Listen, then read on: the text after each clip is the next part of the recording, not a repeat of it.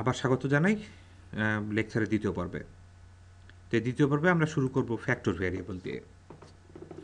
তো factor variable হচ্ছে এরকম একটা ভ্যারিয়েবল যেটাকে আমরা স্ট্যাটিস্টিক্যাল টার্মিনোলজিতে এটাকে আমরা নমিনাল বা অর্ডিনাল ভ্যারিয়েবল হিসাবে জানি।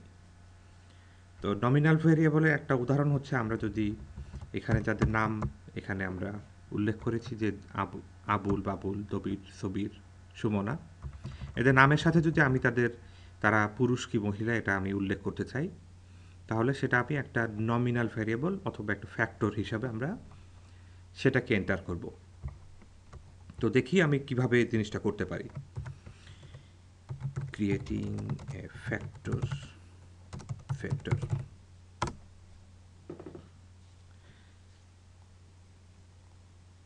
তো এটা করার জন্য আমার প্রথমে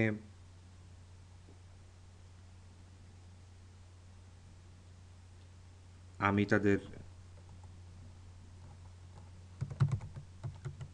জেন্ডার নামে একটা অবজেক্ট তৈরি করি তাদের জন্য, এবং একটা নিউমেরিক ফ্যাক্টর যেটা হচ্ছে আমি 1 লিখছি সে যদি পুরুষ হয়, এবং আমি 2 লিখছি সে যদি মহিলা বা নারী হন। তো এখানে প্রথম 4 জন এখানে পুরুষ এবং শেষের জন হচ্ছে এখানে মহিলা। তো এটাকে আমি প্রথমে একটা নিউমেরিক ফ্যাক্টর হিসেবে এন্টার করি। তো এই অবজেক্টটা আসলে একটা ফ্যাক্টর ভ্যারিয়েবল কিনা সেটা বোঝার জন্য আমার প্রথমে যে কমান্ডটা জানা উচিত সেটা হচ্ছে ইজ ডট ফ্যাক্টর জেন্ডার। তো এই ফ্যাক্টরকে ইজ ফ্যাক্টর জেন্ডার এটার এই যে আর্গুমেন্টটা আমরা করলাম এখানে, এই কমান্ডটা আমি যদি রান করি তাহলে একটা রেজাল্ট ট্রু অর ফলস দেখাবে। ট্রু হলে আপনি বুঝবেন যে এটা ফ্যাক্টর ভ্যারিয়েবল, ফলস হলে এটা ফ্যাক্টর ভ্যারিয়েবল নয়। তো এখন দেখা যাচ্ছে যে এটা ফ্যাক্টর ভ্যারিয়েবল নয় এখনও। তো এটাকে ফ্যাক্টরে কনভার্ট করতে গেলে আমাকে যে কমান্ডটা দিতে হবে সেটা হচ্ছে আমি জেন্ডার ডট এফ নামে একটা অবজেক্ট তৈরি করি। এখানে আমার যে ফাংশনটা ব্যবহার করতে হবে সেটার নাম হচ্ছে ফ্যাক্টর,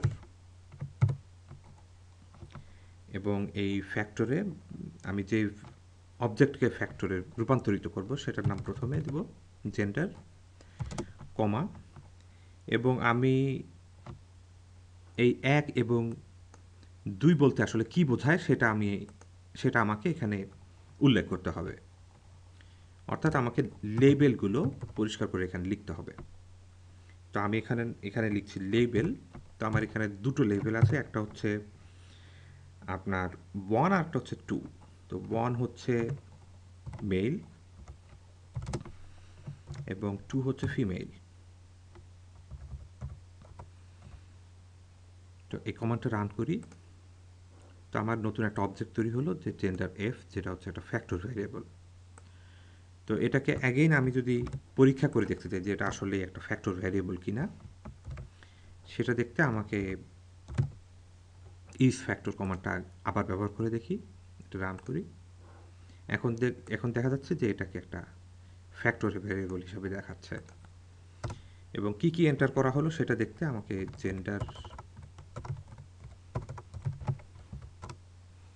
এফ ক্লিক করলে আপনি দেখছেন যে এখানে নাম্বারের বদলে আমার এখানে male male male male female এটা দেখাচ্ছে, এবং আমার এখানে দুটো লেভেল, একটা লেভেল হচ্ছে আপনার এম আর একটা হচ্ছে এফ, মানে মেল ও ফিমেল। তো এটা হচ্ছে আমি একটা কিভাবে একটা ফ্যাক্টর তৈরি করব, এবং যেটাকে আমরা বেসিক্যালি নমিনাল ফ্যাক্টর হিসেবে ধরছি, নমিনাল ভ্যারিয়েবল। তো আরেক ধরনের ফ্যাক্টর ভ্যারিয়েবল আমরা কল্পনা করতে পারি,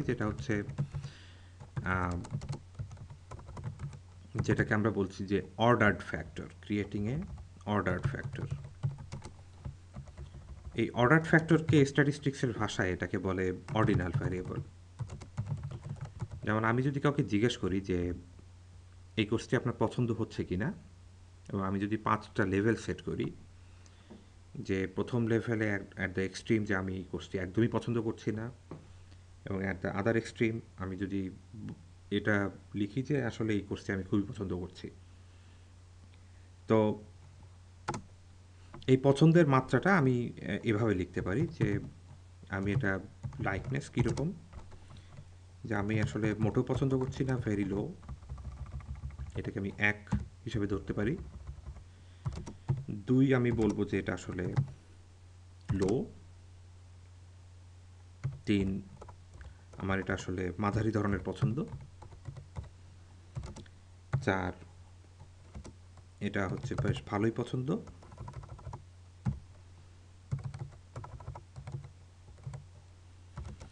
এবং 5 এটা হচ্ছে ভেরি হাই, খুব পছন্দ।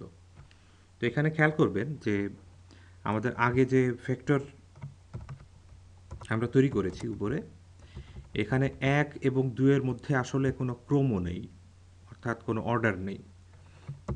1 এবং 2 শুধুমাত্র দুটো সংখ্যা যেটা আসলে কিছু নির্দেশ করে। কিন্তু এখানে 1 এবং 2 এখানে অর্ডার ভেক্টরে 1 এবং 2 এর মধ্যে পার্থক্যটা আপনি এখানে পরিষ্কার দেখতে পাচ্ছেন যে এখানে একটা ক্রমও রয়েছে। 1 হচ্ছে 3 এর কম, বা 3 হচ্ছে 4 এর কম, এবং হাইয়েস্ট আপনার হচ্ছে 5। তো এখানে একটা ক্রমও রয়েছে যেটা আপনার অর্ডিনাল ভ্যারিয়েবলের একটা বৈশিষ্ট্য। তো এটা দুইভাবে তৈরি করা যায়, এই ক্রম ভ্যারিয়েবল বা অর্ডার্ড ভ্যারিয়েবল। তো সেটাকে আমরা একটা অবজেক্ট হিসেবে প্রথমে তৈরি করি, লাইকনেস ফর এক্সাম্পল, এবং এখানে আমি একটা অবজেক্ট তৈরি করি। প্রথম জন এটাকে বলেছেন যে ভেরি লো, দ্বিতীয় জন বলেছেন এটা মিডিয়াম, তৃতীয় জন এটা লো, চতুর্থ জন বলেছেন এটা ভেরি হাই, হাই, আর পঞ্চম জন বলেছেন ভেরি হাই। তো প্রথমে এই নিউমেরিক ফ্যাক্টরটা তৈরি করি, এরপরে আগের মতোই যে এখানে যে কমান্ডটা দিলাম, তো সেটাই আমি এখানে আবার লিখি, লাইকনেস, এবং এখানে ফ্যাক্টর লাইকনেস এফ, কমা, এখানে আমি লেবেলগুলো সিলেক্ট করি এখন। সো প্রথম লেবেলটা আমার ভেরি লো,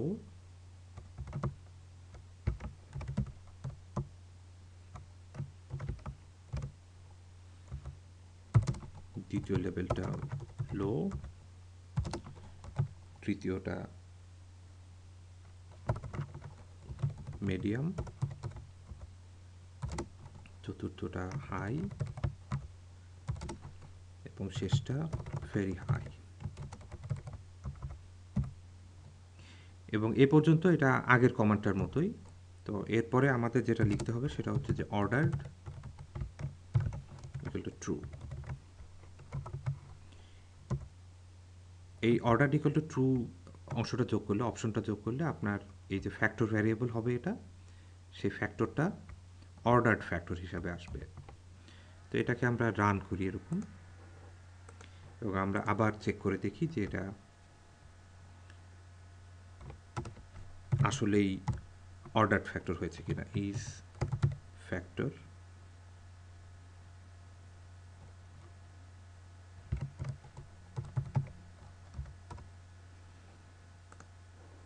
যে এটা একটা ফ্যাক্টর হিসাবে তৈরি হয়েছে, আর আমি দেখতে পারি যে এটা ইজ অর্ডার্ড।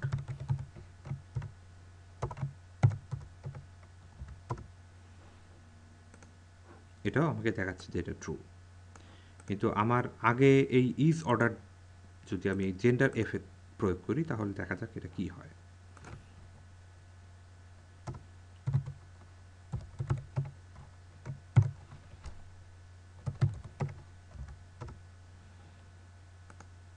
এখানে দেখছেন যে এটা ফ্যাক্টর ভ্যারিয়েবল হলেও এটা যেহেতু অর্ডার ফ্যাক্টর নয়, জেন্ডার ভ্যারিয়েবলটা, সেহেতু এখানে ফলস রেজাল্ট দেখাচ্ছে আমার। তো এই অর্ডার ফ্যাক্টর তৈরি করার আরও একটা পদ্ধতি রয়েছে, সেটা হচ্ছে আপনার এই ফ্যাক্টর ফাংশনটার বদলে আমি সরাসরি অর্ডার্ড ফাংশনটা ব্যবহার করতে পারি। এই অর্ডার্ড ফাংশনটা ব্যবহার করতে গেলে আপনি কমান্ডটা পুরোপুরি এটা কপি করে নিই, এখানে আমি লিখছি অর্ডার্ড, এবং এটা যদি আমি অর্ডার্ড ফাংশন ব্যবহার করি তাহলে আমার এই শেষের অর্ডার্ড ইকুয়াল টু ট্রু এই জিনিসটা লেখা লাগবে না। ওকে, এটা যদি আমি দেই এবং লাইকনেস F1, আমি একটা নতুন অবজেক্ট তৈরি করি এবং আমি চেক করে দেখি যে আসলে এটা ইজ অর্ডার্ড কিনা। F1, যে আমি এটা দেখতে পাচ্ছি যে এটা কাজ করছে। তো এরকম দুটো পদ্ধতিতে আমরা একটা অর্ডার্ড ফ্যাক্টর কীভাবে তৈরি করতে হয় সেটা আমরা করে দেখতে পারি। তো এতক্ষণ আমরা যেটা দেখলাম সেটা হচ্ছে যে আমরা বিভিন্ন ভ্যারিয়েবল তৈরি করলাম, যেটা একটা বিভিন্ন আলাদা আলাদা অবজেক্ট হিসাবে আপনার মেমোরিতে এখানে সেভ করা আছে। আপনি ওয়ার্কস্পেসে এখানে আপনি যদি দেখেন তাহলে আপনি এটার একটা লিস্ট আপনি দেখতে পাবেন। তো এই পর্যায়ে এসে আমরা দেখব যে এই বিভিন্ন সেপারেট অবজেক্টগুলোকে আমরা একত্র করে কীভাবে একটা ডেটা সেট আর এর ভাষায় ডেটা ফ্রেম তৈরি করতে পারি সেটা আমরা দেখব এখানে। তো সেটার জন্য আমরা ক্রিয়েট এ ডেটা ফ্রেম, সেটার জন্য আমরা একটা ডেটা তৈরি করি, ডেট ডট, এটা একটা অবজেক্ট যেটা আমি ডেটা ফ্রেম ফাংশন ব্যবহার করে তৈরি করব। এটা হচ্ছে ডেটা ফ্রেম। এখন এই ডেটা ফ্রেমে আমি যেসব এলিমেন্টকে রাখতে চাই, তো আমি ফর এক্সাম্পল আমি প্রথম এলিমেন্টে রাখতে চাই নেমস, সেকেন্ড এলিমেন্ট আমি রাখতে চাই as, third element income for example, fourth element gender dot F, এর সবশেষে আমি দেখি যে লাইকনেস এফ। তো আমি এখানে দুটো ফ্যাক্টর ভ্যারিয়েবল, একটা নর্মাল ফ্যাক্টর এবং একটা অর্ডার্ড ফ্যাক্টর লাইকনেস, একটি দুটি করে নিউমেরিক ফ্যাক্টর, একটা স্ট্রিং ফ্যাক্টর, এবং আমাদের আর একটা আছে যেটা হচ্ছে যে জয়নিং একটা ডেট ফ্যাক্টর ছিল। তো সবগুলোকে আমরা এই ডেটা ফ্রেমের মধ্যে নিয়ে আসি। তো এই জিনিসটা এই কমান্ডটা রান করলে আমার একটা ডেটা ফ্রেম তৈরি হবে। আপনি এখানে দেখছেন যে এই ডেটা ফ্রেমটা 5টা অবজারভেশন এবং 6টা ভ্যারিয়েবল নিয়ে তৈরি করা। তো এই ডেটা ফ্রেমটা দেখতে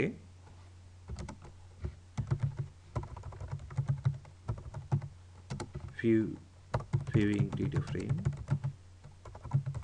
আপনি সরাসরি এখানে ডবল ক্লিক করতে পারেন।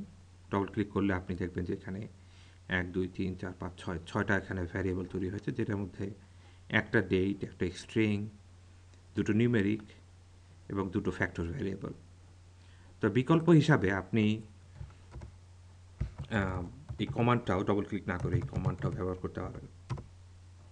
এবং আপনি যদি এই ডেটাকে কোনো রকমের পরিবর্তন করতে চান, আপনি আবার নতুন করে প্রতিটা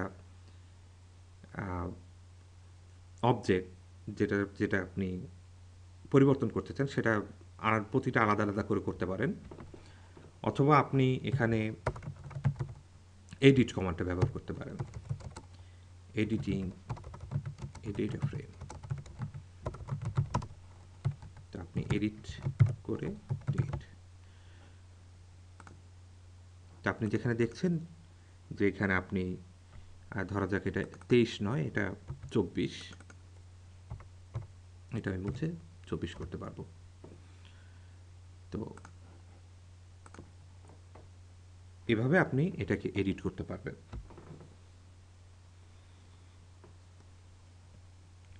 তো অনেক সময় দেখা যায় যে আপনাদের বিভিন্ন স্ট্যাটিস্টিক্যাল মডেল ইউজ করতে আমাদেরকে ডেটাকে ট্রান্সফর্ম করতে হয়, ডেটার মধ্যেকার বিভিন্ন ভ্যারিয়েবলকে ট্রান্সফর্ম করতে হয়। যেমন আমি যদি ফর এক্সাম্পল এই এইজ ভ্যারিয়েবলটাকে লগারিদমিক ট্রান্সফরমেশন করতে চাই, তাহলে সেটা কিভাবে করব?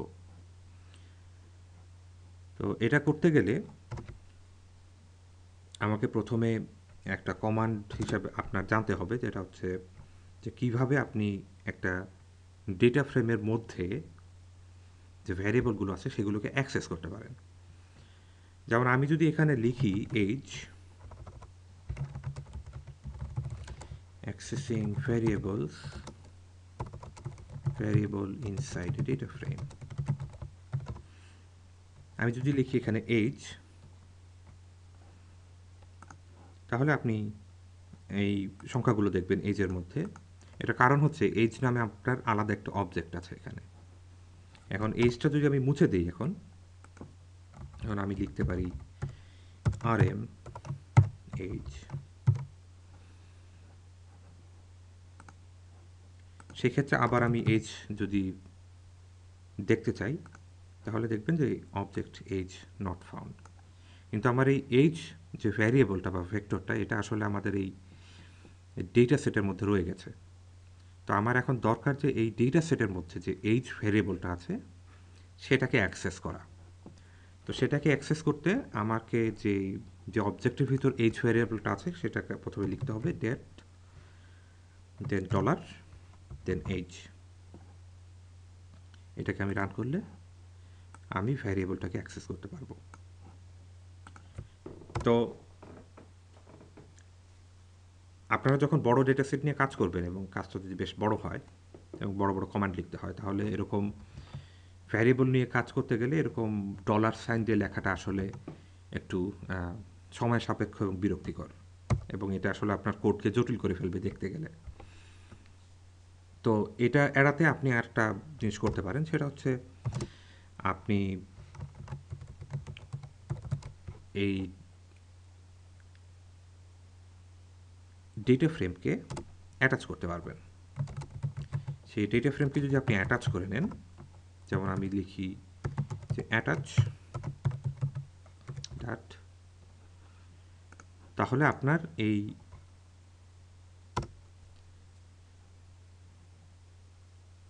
ডলার সাইন যেটা আছে সেটা আপনাকে আর দিতে হবে না।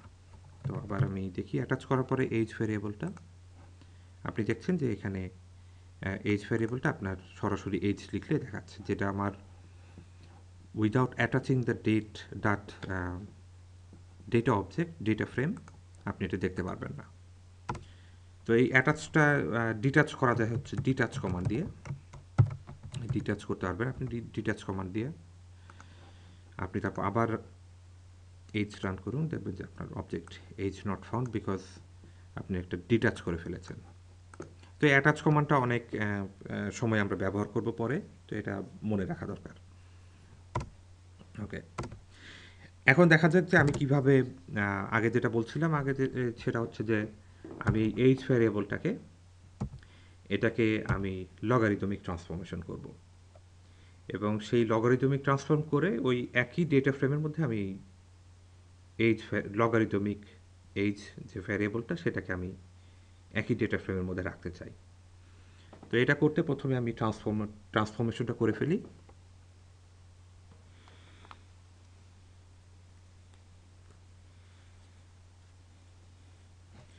তো আমি একটা লগারিদমিক ট্রান্সফরমেশন,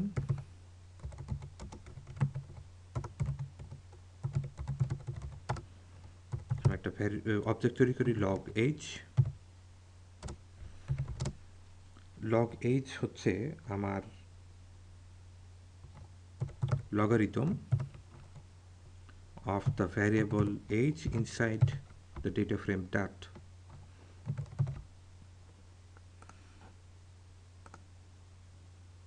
এখানে দেখবেন আমার log age নামে একটা নতুন অবজেক্ট তৈরি হয়েছে। তো আমি যদি এই log age কে আমার মূল ডেটা ফ্রেমে নিয়ে যেতে চাই, সেক্ষেত্রে সবচেয়ে সহজ পদ্ধতি হচ্ছে আপনার ডেটা ফ্রেম যেটা তৈরি করেছিলেন সেই কমান্ডটাই আপনি আবার লিখবেন,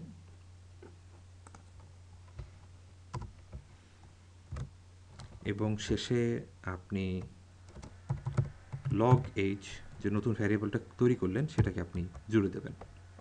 যেটাকে রান করার পরে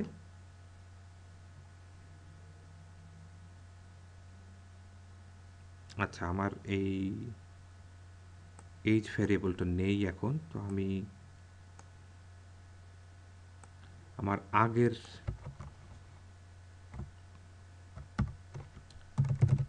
ডেট অবজেক্টের সাথে আমি লগ এইজ ভ্যারিয়েবলটা যোগ করে দিই। তো এভাবে করলেও হবে। এটা একটা অবজেক্ট, এই অবজেক্টের সাথে আর একটা অবজেক্ট যোগ হচ্ছে। এই কমান্ডটা এইভাবে কাজ করবে। তখন এটাকে রান করি। এখন দেখুন এখানে 5 অবজারভেশনস অফ 7 ভ্যারিয়েবলস এটা দেখাচ্ছে। তো এটাকে আমি ডবল ক্লিক করে আপনি দেখবেন যে এখানে লগ এজ নামে নতুন একটা ভ্যারিয়েবল এখানে তৈরি হয়েছে। তো এভাবে আপনি বিভিন্ন ভ্যারিয়েবলকে একটা ডেটা ফ্রেমের মধ্যে ট্রান্সফর্ম করে যোগ করে নিতে পারবেন। তো সবশেষে আমরা দেখি যে কিভাবে আমরা যে একটা ডেটা ফ্রেম এখানে তৈরি করলাম, সেই ডেটা ফ্রেমটা কিভাবে আমি একটা সিএসভি ফাইল হিসাবে সেভ করতে পারি। তো সিএসভি ফাইল হিসাবে সেভ করার জন্য আমার যে কমান্ডটা রয়েছে সেটা হচ্ছে যে saving the data frame as a CSV file. CSV হচ্ছে কমা সেপারেটেড ভ্যালুজ, এটা একটা টেক্সট ফাইল। তো এই বিষয়ে আমরা বিস্তারিত পরের লেকচারে আগামী সপ্তাহে দেখব। আপাতত দেখি যে এটা কীভাবে সেভ করা যায়। তো এটাকে আমরা দেখব যে রাইট ডট সিএসভি, আমি কোন ফ্রেমটাকে রাইট করতে চাচ্ছি, আমি ডাটকে রাইট করতে চাচ্ছি। ডাট আমি কি নামে রাইট করতে চাচ্ছি, আমি রাইট করতে চাচ্ছি ফর এক্সাম্পল এক্সাম্পল 1 এই নামে। তো এই নামে যদি আমি এটাকে রান করি তাহলে এটা একটা সেভড ডেটা হিসাবে তৈরি হলো সিএসভি ফাইল হিসাবে, এবং এটা সেভ হলো আমি যেই হোম ডিরেক্টরি তৈরি করেছি সেখানে। তো আমার হোম ডিরেক্টরিটা ছিল আর শিক্ষক। এখানে দেখবেন এখানে একটা নতুন ডেটা তৈরি হয়েছে যেটা হচ্ছে এক্সাম্পল 1 সিএসভি। এই সিএসভি ফাইলটা আপনি যে কোনো সফটওয়্যার যেমন এসপিএসএস, টাটা, এক্সেল যে কোনো জায়গায় আপনি এই সিএসভি ফাইলটা নিয়ে কাজ করতে পারবেন। তো আজকে আপাতত এখানে শেষ করছি। আগামী লেকচারে আমরা আগে বলেছি যে আগামী লেকচারে আমরা দেখব যে বিভিন্ন সফটওয়্যার থেকে তৈরি করা বিভিন্ন ডেটা, যেমন এসপিএসএসের স্যাভ বা স্ট্যাটার ডেটা, এটা আমি কিভাবে আরে রিড করতে পারি এবং সেটা নিয়ে কাজ করতে পারি। সেই সাথে আমরা আরও দেখব যে কীভাবে আমরা সেসব ডেটা থেকে বেসিক ক্রস ট্যাবুলেশন তৈরি করা যায়, কীভাবে তৈরি করা যায়, বা একটা সাবসেট কীভাবে তৈরি করা যায়। তো এই সাবসেট বা ক্রস ট্যাবুলেশন এগুলো সবই ডেটা ম্যানেজমেন্টের আওতায় পড়ে। তো এগুলো আমরা দেখব আগামী সপ্তাহে আগামী লেকচারে। ধন্যবাদ সকলকে।